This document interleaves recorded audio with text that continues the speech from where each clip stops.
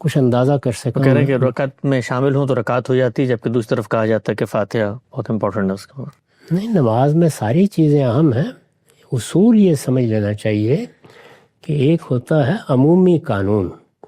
مثال کے طور پر حج ہے تو حج میں مناسک کو ایک ترتیب سے ادا کرنا ہوتا ہے. لیکن رسول اللہ سے آخری حج میں بعض لوگوں نے پوچھا کہ میں نے یہ کام پہلے کر لیا، یہ بعد میں کر لیا. آپ دیکھیے اس میں کتنے سوالات ہیں جن کے جواب میں آپ نے ایک ہی جملہ کہا، لا حرج، لا باس، کوئی حرج نہیں، ہو گیا. تو بہت سی چیزیں ایسی ہیں کہ جب اس میں کوئی غلطی ہو جاتی ہے تو یہ دیکھا جاتا ہے کہ کس نوعیت کی غلطی ہوئی ہے. کیا اس کا ازالہ کرنا ضروری ہے، تلافی ضروری ہے، یا جیسے نماز میں ہے چھوٹی موٹی کو غلطی ہو جائے اللہ معاف فرمائے گا. تو خود ہمارے ہاں احناف کو یہ طے کرنا پڑا کہ واجب چھوٹ جائے جو ان کی خاص اصطلاح ہے پھر سجدہ سہو ہوگا. اسی بات کو سادہ طریقے سے بھی ادا کیا جا سکتا ہے کہ آدمی محسوس کرے کہ یہ تو میں نے کوئی بڑا کام کر دیا ہے، تو پھر یہی ہے کہ یا اس کا ازالہ کرے یا پھر سجدہ سہو کر لے. تو ایسا ہی معاملہ ہر جگہ ملحوظ ہے.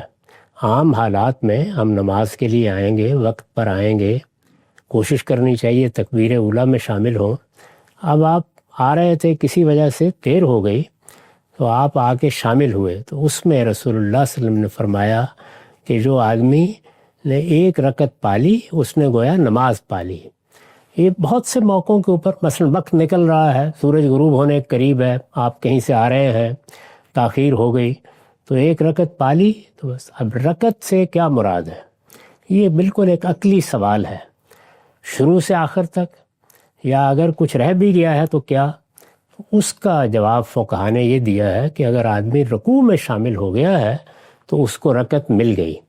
یہ اصل میں اس طرح کے موقعوں کے بارے میں بات ہوتی ہے، اس سے آپ کو اطمینان نہیں ہے تو اس میں اتنی بحث کیا کرنی ہے، آپ رکعت ایک اور پڑھ لیا کریں، بس کافی. جی واضح. شعیب صاحب سوال کیجیے گا. شعیب